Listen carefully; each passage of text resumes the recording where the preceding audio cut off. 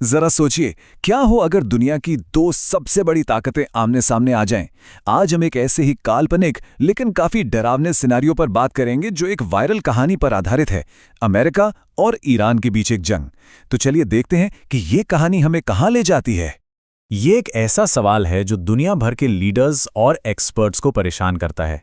देखिए, एक तरफ है दुनिया की सबसे एडवांस टेक्नोलॉजी वाली मिलिट्री और दूसरी तरफ है एक ऐसा देश जिसका अपने पूरे इलाके में जबरदस्त दबदबा है।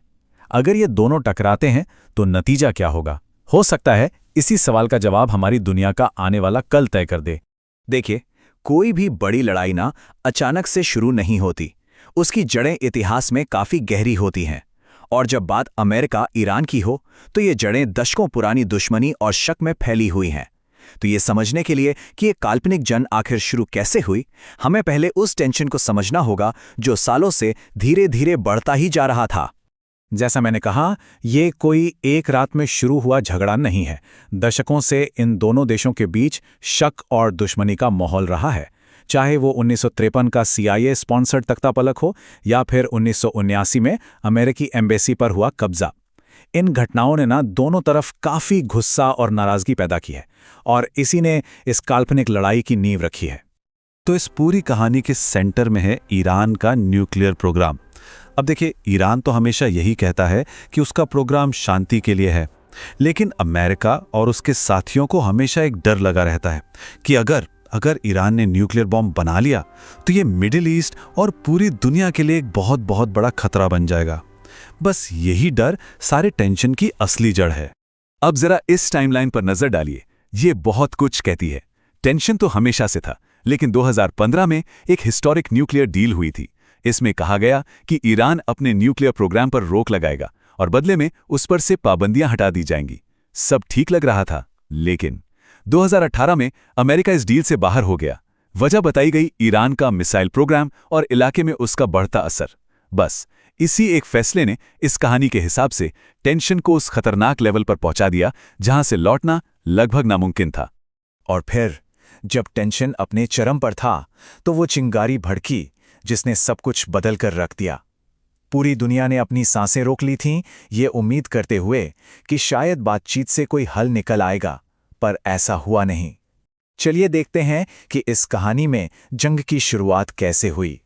बातचीत और चेतावनियों का दौर अब खत्म हो चुका था। एक सुबह जब दुनिया अभी सोकर उठी रही थी तो न्यूज़ की सुर्खियां हमेशा के लिए बदल गईं।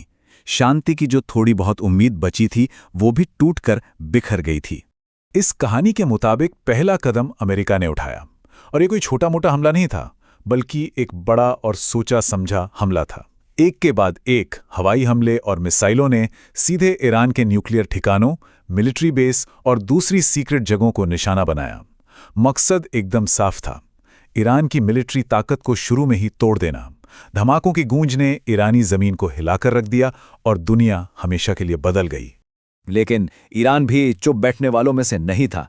अमेरिका के हमले का जवाब फौरन और जोरदार तरीके से दिया गया।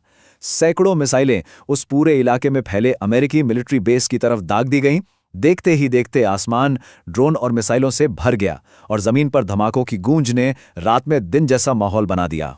एक हमला और फिर उसका जवाब, इस लेन देन ने एक ऐसी चेन रिएक्शन शुरू कर दी जो अब किसी के कंट्रोल में नहीं थी। हालात एक ऐसे मोड़ पर आ चुके थे जहां से किसी भी तरफ के लिए पीछे हटना नामुमकिन था। युद्ध अब सिर्फ एक खतरा नहीं बल्कि एक हकीकत बन चुका था। सवाल यह था कि इस तबाही के चक्र को तोड़ने का कोई रास्ता था भी या नहीं। देखिए, जब दो इतने बड़े देश लड़ते हैं तो उसका असर सिर्फ उनकी सरहदों तक नहीं रहता। चलिए अब अगले हिस्से में देखते हैं कि इस काल्पनिक युद्ध का पूरी दुनिया पर क्या असर पड़ा। ये आग सिर्फ ईरान और अमेरिका तक ही सीमित नहीं रही। ये तो जंगल की आग की तरह थी जो बेकाबू होकर फैल रही थी और इसकी लपटें जल्द ही पूरी दुनिया को अपनी चपेट में लेने लगीं, जिससे ग्लोबल स्टेबिलिटी यानी पूरी दुनिया का संतुलन ही खतरे में पड़ गया। ऐसी तबाही के लिए कोई कैसे तैयार हो सकता था? और इसका नतीजा फौरन और बहुत बुरा महसूस किया गया। मिडल ईस्ट से तेल की सप्लाई रुकते ही दुनिया भर में तेल की कीमतें आसमान छूने लगीं। सेफ्टी की वजह से फ्लाइट्स रद्द हो गईं और शेयर बाजार बुरी तरह से क्रैश हो गए। और मिडल ईस्ट में वहां तो जैसे पूरी तरह से अफरा तफरी का माहौल बन गया। ये चार्ट साफ साफ दिखाता है कि आर्थिक असर कितना बड़ा था। तेल की कीमतें, जो इस लड़ाई से पहले लगभग $60 प्रति बैरल थीं, वो रातों रात $150 प्रति बैरल से भी ऊपर चली गईं। इस जबरदस्त उछाल ने दुनिया भर में शॉकवेव्स भेज दीं, जिससे हर देश में महंगाई और अनिश्चितता का माहौल बन गया और ग्लोबल इकोनॉमी मंदी के कगार पर आ गई। न्यूज़ चैनलों से लेकर सोशल मीडिया और आम बातचीत में बस एक ही सवाल गूंज रहा था, क्या तीसरे विश्व युद्ध की शुरुआत हो चुकी है? डर यही था कि ये एक इलाके की लड़ाई कहीं वर्ल्ड वॉर 3 का रूप ना ले ले और दुनिया को एक ऐसे रास्ते पर धकेल दे जहां से कोई वापसी ना हो। क्या इतिहास खुद को दोहराने वाला था? लेकिन मिसाइलों, टैंकों और आर्थिक तबाही से भी बड़ा एक डर था, एक ऐसा डर जो पूरी इंसानियत के भविष्य पर ही सवालिया निशान लगा सकता था। इन सभी डरों के नीचे एक और बहुत गहरा डर छिपा हुआ था, एक ऐसा डर जो बाकी सबको छोटा बना देता है। जब एक पारंपरिक युद्ध अपनी सारी हदें पार कर जाता है, तो एक आखिरी और सबसे भयानक विकल्प सामने आता है। वो क्या है? जी हां, परमाणु हथियार। यही वो सबसे बड़ा डर है। इस कहानी में जैसे जैसे लड़ाई बढ़ती गई, ये डर भी गहराता गया कि कहीं कोई हताशा में आकर न्यूक्लियर बटन ना दबा दे। क्या इंसानियत इस तरह की तबाही से बच सकती है? और यहाँ एक बात समझना बहुत जरूरी है कि न्यूक्लियर वॉर का मतलब सिर्फ 2 देशों की हार जीत नहीं होता। इसका मतलब होता है एक ग्लोबल डिजास्टर, एक ऐसी तबाही जो इस प्लैनेट को एक न्यूक्लियर विंटर में धकेल देगी, जहां सूरज सिर्फ एक दूर की याद बनकर रह जाएगा और जिसका असर आने वाली कई पीढ़ियों को भुगतना पड़ेगा। सिचुएशन एक ऐसे पतले धागे पर लटकी थी जहां एक गलत फैसला, एक गलतफहमी या एक छोटी सी चूक पूरी दुनिया को एक ऐसे अंधेरे में धकेल सकती थी जहां से वापसी का कोई रास्ता नहीं होता। ये एक ऐसी तलवार थी जो एक ही धागे से लटकी हुई थी और वो धागा टूटने के कगार पर था। और अंत में यही इस कहानी का निचोड़ है। ये हमें याद दिलाता है कि आज की इस आपस में जुड़ी हुई दुनिया में कोई भी लड़ाई अलग थलग नहीं होती।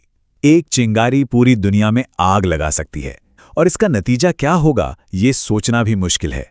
सवाल ये है कि क्या हम ऐसे भविष्य से बचने के लिए काफी समझदार हैं?